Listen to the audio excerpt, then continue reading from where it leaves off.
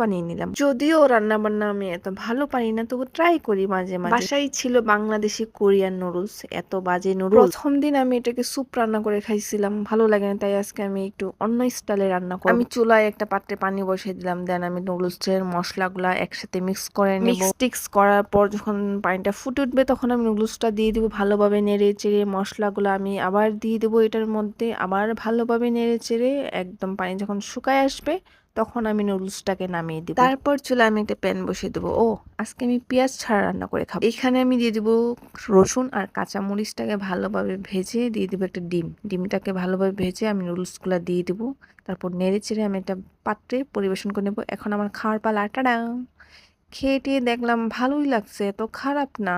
মানে স্যুপ খাওয়ার থেকে এমনি ভেজে খাওয়াটা অনেক ভালো লাগে। নেক্সট টাইম আর এই নুডলস খাবো না, তবু খাইলাম, ভাল লাগছে। আসলে ক্ষুধার ঠেলায় সবই ভাল লাগে। আজকে এই পর্যন্তই, টাটা, বাই বাই।